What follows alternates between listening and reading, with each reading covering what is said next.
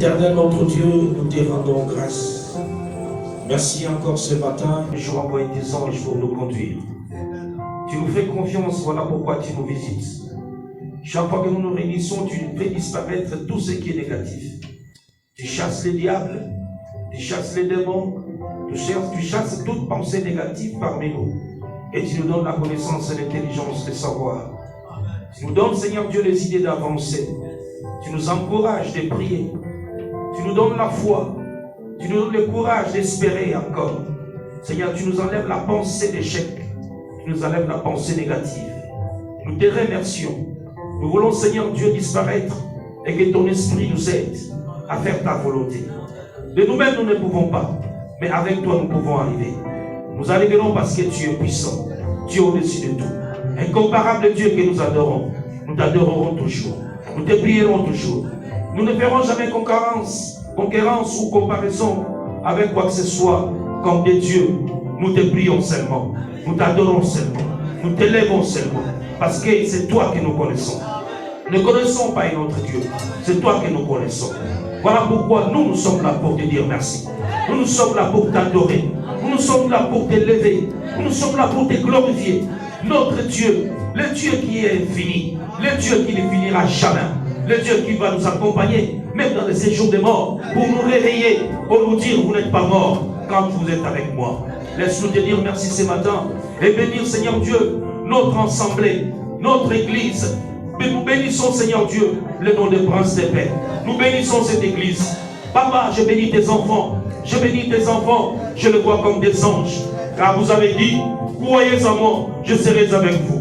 Toi, l'esprit des anges, tu es avec nous. Nous sommes intouchables et nous sommes puissants comme des anges. Laisse-nous te dire merci. Laisse-nous te glorifier. Laisse-nous t'élever. Nous soumettons tout esprit négatif. Nous soumettons tout esprit du diable. Tout pensée négatif. Au nom de Jésus de Nazareth. Ton nom est au-dessus de tout. Restera au-dessus de tout. Fais ta volonté parce que tu es Dieu. Nous avons la pensée de prêcher. Nous avons la pensée d'exhorter, de danser, de louer. Mais Seigneur, tu es au-dessus de nos pensées. Tu connais, Seigneur Dieu, ce que nous pouvons avoir besoin. Et tu ajoutes dans ta volonté ce que tu veux. Voilà pourquoi nous recevons, Seigneur Dieu, ta volonté ce matin. C'est dans les noms puissants de notre Seigneur Jésus, le sauveur de l'humanité, qui règne aujourd'hui et d'éternité à l'éternité. Nous avons ainsi prié comme un seul homme. Nous disons Amen. Nous acclamons Jésus-Christ. Voilà, vous n'avez pas d'argent. Voilà, vous n'avez pas ceci. Mais j'ai compris que les hommes sont là pour nous distraire. Alors pourquoi je dis, Seigneur, aide-nous à ne pas écouter les hommes, à t'écouter toi et à marcher avec toi. Les hommes là pour décourager et faire échouer et faire reculer.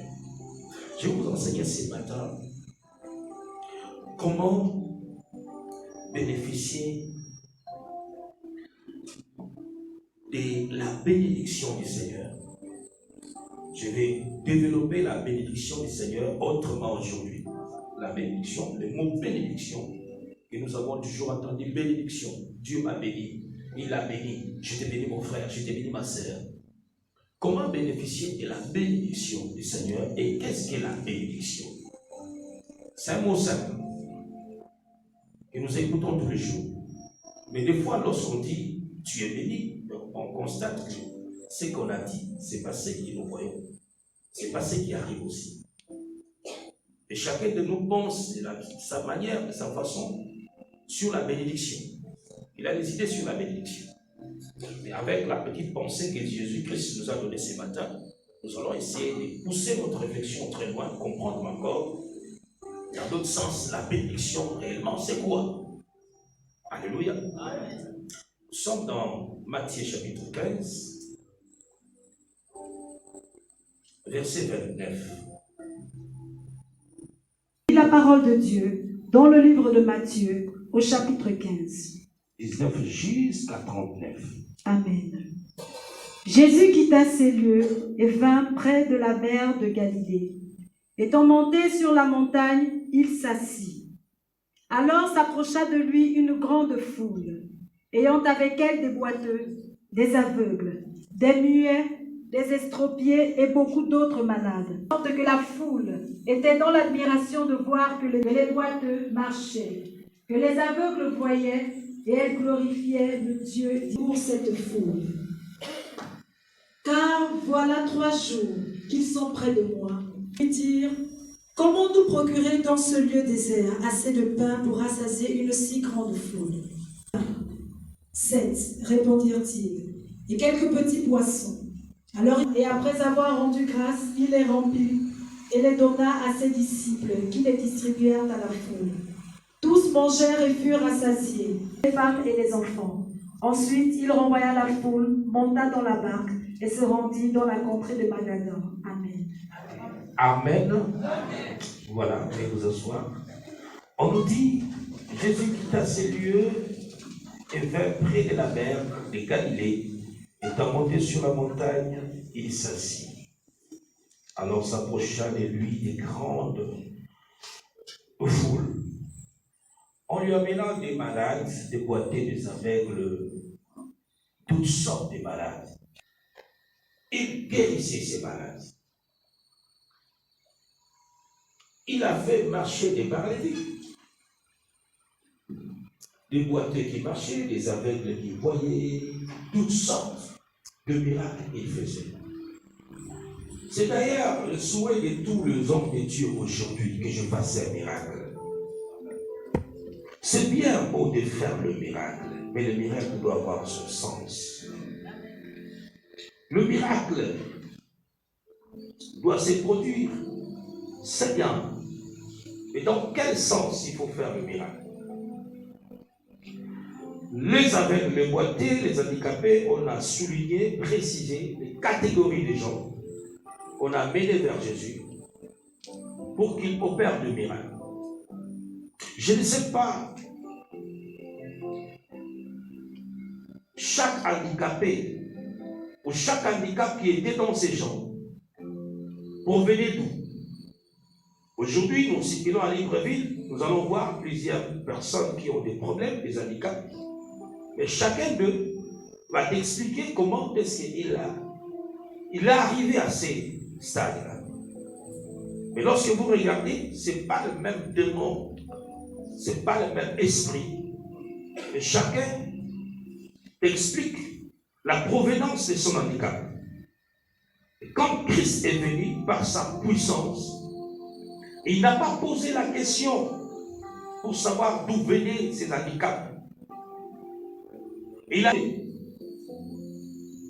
C'est ce que le chrétien même souhaite aujourd'hui, qu'on ne lui pose pas la question, mais qu'on lui guérit tout simplement. Oui, il y a des gens qui le font, surtout au Nigeria, on voit beaucoup de miracles sans poser des questions. Et on guérit tout simplement. Mais malheureusement, moi je ne suis pas comme ça. Moi je souhaite que la personne reconnaisse ses erreurs. Qui est comme ça? J'ai toujours demandé à Dieu, ne donne pas le miracle à celui qui ne croit pas. De donner le miracle à ceux-là même qui ne croient pas. Mais ce n'est pas une bonne chose pour toi. Te sauve, même de bandits. Les gens profitent derrière la compassion, derrière l'amour du Seigneur, pour poser des mauvais actes. Parce qu'il est miséricordieux. Délivrance. Oui, tu le veux, mais l'apôtre t'enseigne. Souhaite être obéissant à Dieu. Craindre Dieu. Car vous, mais le miracle qui n'a pas de sens. Le miracle qui va blesser tes adversaires. Quel est ce chrétien qui est prostitué comme ça? Et ce Dieu-là lui bénit. Ce Dieu-là est mauvais. Je ne sais pas si on sait comment. Beaucoup de miracles vont insulter l'Église. Mes enfants, je dois les enseigner la vérité. Que mon comportement doit être un modèle. Mon comportement doit enseigner les gens. Mon comportement doit convertir mon entourage. Mon comportement doit changer ma vie, ma famille, mon entourage, ma société. Alléluia. Vous savez, quand je lis ce texte ce matin, et le Seigneur m'amène là, je dis, ah, il m'a fait réfléchir, il m'amène à la réflexion. Tu vois, il arrive à sa miséricorde, il fait le miracle. Vous savez, c'est ce qui encourage beaucoup de gens à ne pas se convertir. Amen, amen. Mais puisqu'il y a l'onction, il est Dieu, souverain Dieu, miséricordieux, puissant Dieu. Oui, rien ne lui résiste. Il est capable de faire le miracle là où c'est impossible. Il le fait. Mais si la personne ne se convertit pas, ou voit que le miracle arrive simplement, comment il pourra se convertir? Il va demeurer dans son mode de vie là. Il va dire, oh non, le Dieu que moi je connais, non, il est miséricordieux, je demeure dans son mode de vie ici. Je vais demeurer ici parce qu'il m'a toujours béni. Et il me bénira encore. Alléluia. Amen. Mais oh Dieu nous a caché quelque chose de très important. Jésus a caché quelque chose de très important. Une fois, il l'a révélé en dernière position. Il a dit, vous tous là, vous m'avez suivi parce que vous avez mangé le pain. Mais après avoir leur donné le pain, il ne te refuse pas le miracle. Il ne te refuse pas la bénédiction. Il te le donne. Mais il attend quelque chose avec tout. Mais il ne te dit pas. Il veut voir ton amour. Il veut voir si vraiment tu l'aimes. Et c'est ta volonté. Hein? C'est ta volonté qui fait en sorte que tu l'aimes ou tu le refuses. Lui, il te regarde. Lui, il a fait son bon Dieu. Son miséricorde, sa miséricorde a agi. Mais il attend en retour quelque chose de toi. Il ne veut pas te dire aime-moi. Dieu ne me dit pas de dire aime-moi. C'est moi qui dois l'aimer. Je ne dois pas attendre que Dieu m'aime. Non, c'est moi qui dois aimer Dieu. Parce qu'il m'a déjà aimé, parce que je vis. S'il ne m'aimait pas, je n'allais pas être en vie. Alléluia. Mais oui, parce qu'il m'a déjà aimé. Je ne dois pas l'attendre. Je ne dois pas attendre qu'il me dise aime-moi. Je ne dois pas attendre qu'il me dise viens me prier à l'église. Je ne dois pas attendre qu'il me dise non, intercède. Non, non, non, non. C'est moi qui dois intercéder. C'est moi qui dois prier. C'est moi qui dois le chercher. C'est moi qui dois l'adorer. C'est moi qui dois le chercher partout. L'adorer. La foule a montré l'amour en premier lieu pour aller voir Jésus parce qu'ils avaient des problèmes. Parce qu'il y avait des boitées. L'esprit handicapé était là, voilà pourquoi je vais à l'église. Je suis aveugle, je suis boité, je suis infirme. Je vais à l'église parce que j'ai un problème. Et quand j'irai à l'église, il va agir. Parce que je suis dans son église. Ici, on n'échoue pas. Ici, on réussit. Parce que si j'échoue, ça serait la honte pour lui. Donc, il doit seulement faire son miracle. Parce que nous sommes dans sa maison. Mais lui, il attend en retour la conversion. Alléluia. Amen. Mesdames et messieurs, quand vous entendez parler de la bénédiction, voilà les problèmes que nous allons développer. La bénédiction. Dieu m'a béni. Dieu a béni ma soeur Maman Betty. Dieu a béni mon frère Bobo. Dieu a béni mon frère Jonathan. Dieu béni, Dieu béni, Dieu béni. Qu'entendez-vous parler de la bénédiction? École de 2-3 minutes. Réponse. Qui peut répondre? 2-3 personnes. 4. Qu'entendez-vous parler de la bénédiction? La bénédiction, c'est lorsque Dieu répond à une requête d'un enfant qui donne besoin quelque chose. Lorsque Dieu donne la réponse à une requête, la bénédiction, c'est quoi, maman? La bénédiction, c'est quoi, mon frère? La bénédiction, c'est quoi? Une faveur que le bon Dieu offre. La bénédiction. La bénédiction. On peut avoir même 5 réponses pour que ça nous aide à bien comprendre. La bénédiction, en fait. La bénédiction, c'est un don que Dieu accorde sans qu'on ne s'attende à ce. Un don, la bénédiction. Je t'ai dit. Bon, quand est-ce qu'on peut parler de la bénédiction? Quand est-ce qu'on peut voir la bénédiction dans la vie d'une personne? Quand est-ce qu'on peut dire que cette personne est bénie? Oui, maman.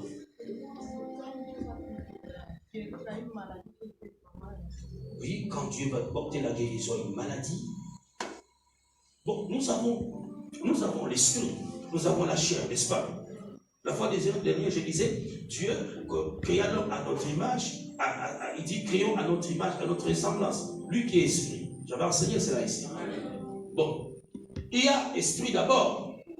Après, il a pris la chair. Il a fabriqué aussi la chair. Ok? Nous avons le corps et nous avons l'esprit.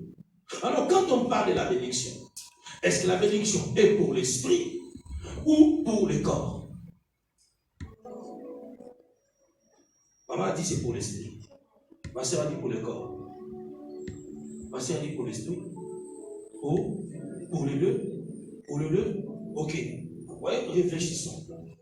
La bénédiction, nous avons le corps, nous avons l'esprit. La bénédiction est pour le corps, la bénédiction est pour l'esprit. Alors vous savez, vous et moi, que le résultat des choses sémées par l'esprit, nous allons les récolter en esprit. Vrai ou faux? C'est que la chair sème, il va la récolter. Vrai ou faux? Ok? Alors, quand maintenant Dieu descend pour bénir une personne, il bénit l'esprit, est-ce que la chair voit? Je ne vois pas. L'esprit est béni, n'est-ce pas? Mais dans la même chair, là, si l'esprit est béni, Dieu dit, je bénis ton esprit. Il y a plusieurs sortes de bénédictions. Il peut donner des charismes, il peut donner la puissance, il peut donner l'onction pour se protéger contre les démons. Oui, l'esprit gagne, n'est-ce pas? Parce qu'on ne voit pas les démons. Amen. Mais l'esprit a gagné. Tu dors, tu te réveilles bien parce que Dieu a béni ton esprit. Tu as donné la puissance. Et l'esprit gagne tous les sorciers. Mais la chair, lui, il reste la chair. Maintenant, regardez, mesdames et messieurs, pourquoi nous venons à l'église, nous disons, Seigneur, bénis-moi. Des fois, ça tient longtemps, Dieu ne nous bénit pas. Parce que nous ne voulons pas comprendre ces choses. Lorsque le Seigneur bénit, Seigneur, bénis-moi. Reste paix. Alléluia. Amen. Alléluia. Amen. Seigneur, c'est l'année 2023. Moi, Dieu m'a dit, c'est l'année de bénédiction. C'est l'année où il doit bénir ses enfants. Maintenant, j'enseigne la bénédiction. Sois sérieux. Hein? Sois sérieux parce que donc, le problème qui te reste, moi, apôtre Mukoko, je sais que les démons n'ont plus de pouvoir sur toi. Ils ne peuvent plus. Mais le problème qui te reste, c'est l'organisation de ta chair. C'est l'organisation de ta chair, de ton esprit, de ton corps, des relations, des comportements, tout ça. C'est l'organisation de ça qui fera en sorte que ta vie soit bénie. Amen, amen. Il a dit que les boiteux marchent, ils sont marchés. Les paralytiques marchent, ils sont marchés. Tout le monde marche. Ok. Bénissez-vous. Ils sont bénis parce qu'ils sont rentrés à l'église. On dit c'est un lieu désert. Achille, tu peux me relire encore doucement, parce que je vais enseigner. Près de la mer de Galilée. Étant monté sur la mer, la montagne, il s'assit. Alors s'approcha de lui une grande foule. Qu'est-ce qui s'est passé? Lui, il était seul, n'est-ce pas? Des aveugles, des muets, des estropiés et beaucoup d'autres malades. On les mit à ses pieds et il les guérit. En sorte que la foule était dans l'admiration de voir que les muets parlaient, que les estropiés étaient guéris, que les boiteux marchaient. C'est bien, oui, tout le monde est content. Notre église fait des miracles. Hein? C'est bien, mais dehors, je ne sais pas ce qui se passe. Que les aveugles voyaient. Que j'ai servi depuis mon enfance. J'ai confiance en lui. Je sais que les gens qui marchent avec moi, c'est Dieu qui est avec eux. Amen. J'ai dormi la nuit d'aujourd'hui, j'ai fait un songe. Il y a un frère, je ne vois pas son visage, il a volé l'argent de l'offrande ici à l'église. Un frère de notre église. Il a volé l'argent de l'offrande. C'était dans une petite porte-monnaie. il a volé. Et quand moi j'ai tourné par derrière, je l'ai vu. Et quand il a vu que je l'ai remarqué, je l'ai vu. Il a pris ce porte-monnaie-là. Il a jeté ça dans une panier d'offrande. Le panier d'offrande, là, c'était pour l'église Alliance chrétienne. C'est un songe bizarre. Cette nuit, j'ai rêvé. Et il vole. Quand il tourne, il y a une panier d'offrande dehors. Et il prend le panier. Quand il a vu que je le fais, il a jeté ça dans les paniers là. Et le panier là appartenait à l'Alliance chrétienne. L'église Alliance chrétienne. Et quand j'arrive, je dis, mais attendez, tu as mis l'argent. Il y a un homme de Dieu qui me dit, non, mais c'est toi qui gères tout l'argent là. Même l'argent de l'église Assemblée chrétienne, Alliance chrétienne, c'est toi qui gères tout. J'ai dit, ah bon, donc vous mélangez les offrandes là, donc c'est comme ça, donc c'est moi qui gère. Alors moi je vais juste soutirer l'argent qu'il a pris pour prendre cette paix là. Alors quand ils ont commencé à voter, tellement qu'ils ont mélangé l'argent, je ne savais pas prendre pour les prendre cette paix et où et laisser d'autres pour. Mais les frères ont insisté que c'est moi qui est le gérant de tout l'argent là. Et l'argent de l'Alliance chrétienne et l'argent des points CP, c'est moi qui gère. Tout on doit mettre dans le même panier là. Mais là j'ai dit, mais non, moi je ne veux pas que ça soit comme ça, je vais soutirer juste ce qui était pour point CP.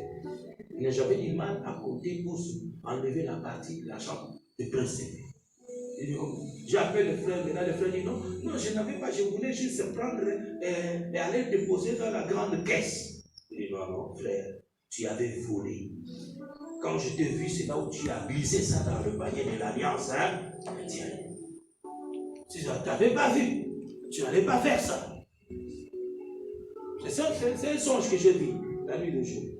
Et quand je me suis réveillé le matin, j'ai cherché le discernement. Chacun pourra avoir son discernement de sa manière. Mais comme il s'agit de l'argent, nous parlons de l'argent. Il s'agit de la bénédiction que Dieu m'a donnée comme message. Parlons de l'argent. L'Alliance chrétienne, ce n'est pas Prince de paix. Alors quelqu'un va prendre l'argent des Prince de paix pour aller donner à un autre pasteur. Amen. Amen. Or, c'est le miracle qui est produit à Prince de paix.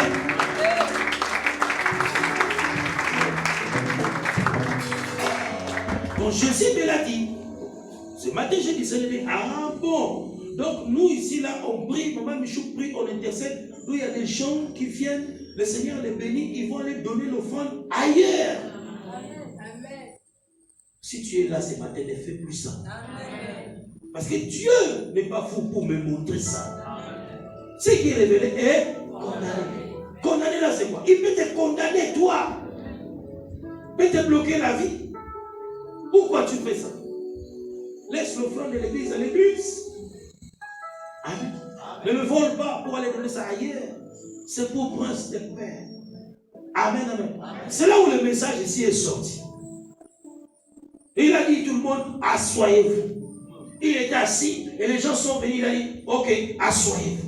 Mesdames et messieurs, tu veux être béni. Tu veux manger. Assois-toi. Reste assis à Prince de paix. Arrête de te balader proche à toi. Tu ne gagneras rien. Amen. Les hommes tombent.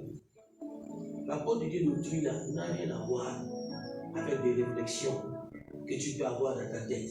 Je suis un différent pasteur. Je sers Jésus-Christ, c'est tout. Je n'ai aucune arrière-pensée, je ne pense rien du tout. Je te prie seulement, je prie Jésus pour toi, c'est tout.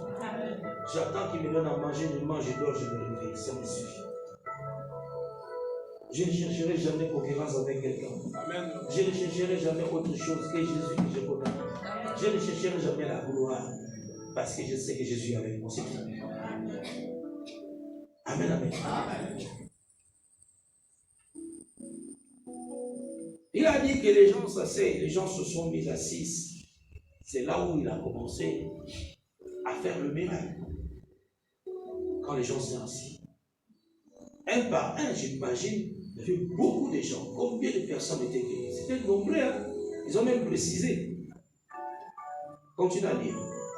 Jésus, ayant appelé ses disciples, dit: Je suis ému de compassion pour cette foule, car voilà 3 jours qu'ils sont près de moi. Ils n'ont rien à manger. Je ne veux pas les renvoyer à jeun, de peur que les forces ne leur manquent en chemin. Comme Jésus n'est pas ici physiquement avec nous, on peut prendre ces 3 jours comme étant le jour de jeûne, de prière. Ces gens n'ont pas mangé pendant 3 jours. Ils ne sont pas répartis chez eux. Et la Bible nous dit, les lieux où ils étaient, c'était dans un lieu désert. Vous voyez, il n'y a pas d'eau, il n'y a pas à manger. Mais ils sont restés là. Donc, même les gens qui étaient guéris, ils étaient toujours là. Ils ont dit, non, non, on ne part pas. Quelque part, si Dieu guérit une personne, il doit demeurer là, dans cette église-là, jusqu'à ce que l'homme de Dieu prenne la décision. Alléluia. Nous devons créer des églises. Ouvrez vos cœurs. Ouvrez vos cœurs.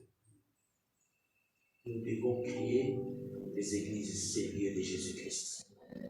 Nous avons atteint un niveau où on ne peut pas continuer à avoir une seule assemblée avec tout ce que le Seigneur nous a donné. Non. Quand je me suis mis à enseigner dans l'Europe, j'ai compris que non. À un moment, la pensée me dit, reste ici, tu crées l'église. Reste ici, tu crées l'église, tu travailles. Mais j'ai dit non. J'ai des gens qui aiment aller religieux. Vous savez, si, voilà pourquoi je suis revenu, il y a des gens qui m'aiment là-bas. Si je suis d'autres histoires, ce n'est pas la peine. Il faut regarder des gens qui t'aiment dans la vie. Amen, amen. Et Jésus, il est resté parce qu'il y avait des gens qui l'aimaient. La Bible même nous dit, là où on ne t'aime pas, secoue la poussée de tes pieds, va-t'en. Et je dis, c'était comme non, ce n'est pas tous les Gabons qui doivent t'aimer. Hein? Même toi, tu es Gabonais, là, ce n'est pas tout le monde qui t'aime. Il y a un groupe de gens qui t'aiment. Alors, on ne va pas mélanger tout le monde. Alors, toi, tu ne m'aimes pas, full camp. Vous m'aimez, venez. La vie est comme ça, on avance. Ok? Donc, j'ai compris que pour réussir, il faut regarder les gens qui t'aiment. Ils sont proches de toi. Parce que les autres veulent te distraire. Tu peux aussi rater quelque chose de très grand. Parce que tu as dit, bon, je sens qu'ici, il n'y a rien. Amen, amen. La foule assise tout autour de Jésus-Christ. Et la foule avait faim. Mais ils n'avaient pas l'idée que le Seigneur, en lui, il avait la compassion et il avait la pensée de les nourrir. Tu viens chez Dieu pour un miracle de mariage. Dans ma prière, je disais, Seigneur, toi, tu sais ce que tu vas nous donner là. Donne-nous ce que toi, tu veux. Et lui, il va te donner ce que lui veut te donner. La foule a eu faim. Ils n'ont pas dit à Jésus que nous avons faim. Est-ce qu'on nous a écrit cela? Non. Mais c'est lui qui a vu que ces gens ont fait déjà 3 jours. Ils doivent avoir faim. Dieu connaît tes problèmes. Dieu te connaît plus que toi. Tu étais venu pour l'handicap, mais il a vu autre chose. Il veut résoudre un problème que tu n'as pas l'idée. Amen, amen. Il veut résoudre un problème que tu n'as pas l'idée, mon frère, ma soeur. Nous autres, là, on était partis à l'église pour autre chose, mais on a reçu autre chose. Amen. On est parti pour prier pour autre chose, mais on est devenus des pasteurs. Amen. C'était pas pour devenir pasteur. C'était juste prier pour ma vie, prier pour ma famille, que le Seigneur agisse. Mais on devient pasteur. Et j'ai compris qu'il avait aussi raison. Il avait raison de me faire pasteur. Dans son plan, il avait organisé autre chose. Il a organisé des choses que toi, tu ne connais pas. Amen, amen. Il a organisé des choses que tu ne connais pas. Alléluia. Amen. Je disais la fois dernière en Europe, je dis, apprends ton enfant à danser, apprends ton enfant à prier, apprends ton enfant à gêner, apprends ton enfant à intercéder, apprends ton enfant à lire la Bible, apprends ton enfant toutes sortes de choses qui sont en l'église. Un jour, ça va te payer. Amen. Parce que la danse que la femme l'a appris à son enfant, ça l'avait payé à couper la tête de Jean-Baptiste. Elle ne savait pas qu'est-ce qu'elle faisait à l'enfant. Elle ne fait que faire apprendre l'enfant à danser. Danse, danse, danse. Mais elle ne savait pas ce que cette danse pouvait la donner plus tard. Mais en prenant seulement, elle apprend. Un jour seulement, circonstance, l'enfant a bien dansé. Papa dit, donne-moi ce que tu veux. Je te donne ce que tu veux, ma fille, parce que tu as dansé. Maman dit, ah, voilà l'occasion. Ah, la danse. Demande la tête de Jean-Baptiste. La danse contre la prière. La danse a gagné la prière de cet intercesseur de Jean-Baptiste. La danse de l'enfant a gagné la prière des intercesseurs de Jean-Baptiste. Ils ont intercédé, mais zéro. On a coupé la tête. Pourquoi? Cette femme a mis du temps à apprendre l'enfant à danser. Donc il y a des choses que nous apprenons ici à l'église. Nous ne savons pas ce que ça va nous donner demain. Apprends à prier, prie. Apprends à jeûner, jeûne. Apprends à l'église, va à l'église. Apprends à écouter la parole, écoute la parole. On te dit balaye l'église, balaye l'église. On te dit chante, chante. On te dit fais tout ce qu'on te dit de faire à l'église. Tu ne sais pas ce que ça va te payer. Même balayer peut te donner un travail. Alléluia. Tout ce que nous faisons à l'église a de bons résultats. Tout ce qui est à l'église va nous payer demain. Tout ce que nous faisons, intercession me payera un jour. Prière d'aller tous les jours me payera un jour. Jeûner me payera un jour. Tout ce que je fais à l'église, il y a une réponse pour cela. Je ne sais pas quelle est la réponse. Je ne sais pas ce que Jésus fera. Mais je sais que ce que je fais à l'église me payera un jour. Tous les gestes que nous faisons à l'église, le Seigneur regarde. Et il sait ce qu'il va donner comme réponse. À cause de l'amour, à cause de la patience, qui sont restés assis avec Jésus-Christ. Que Jésus-Christ savait qu'ils avaient faim. C'est comme les prophètes. Je peux être là, Dieu me montre ton problème. Mais tu ne m'as rien dit, tu m'as rien dit. Mais le Seigneur me le révèle. C'est qu'à cause de la patience que tu as à l'église, que le Seigneur montre cela. C'est parce que tu aimes Dieu. Et le Seigneur me le révèle. Et voilà, elle a un problème comme ça.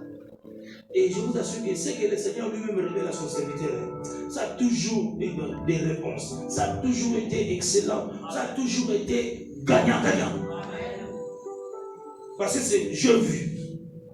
C'est pas toi qui as vu, mais c'est moi qui ai vu. C'est moi qui ai vu que tu as faim. Ok, tu as faim. J'appelle les disciples. Il a dit aux disciples quoi? Vous vous posez trop de questions. Comment je vais m'en sortir? Comment je vais faire ceci? Je n'ai pas de relations. Comment je vais me marier? Je n'ai pas de relations. Comment je vais trouver du travail? Je n'ai pas de relations. Comment? Vous êtes sur point d'interrogation, ok? Parce que vous êtes dans un lieu désert. Parce que vous ne savez pas comment commencer. Comment vous allez vous en sortir. Mais celui qui vous a dit priez a la solution. Amen. Il a la solution. Il pose la question, Seigneur, comment on va se procurer de pain dans ce lieu désert?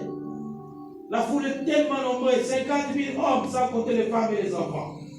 Mais ils vont manger comment? Quelle boulangerie qui va faire le pain 50 000 en quelques minutes pour que les gens mangent?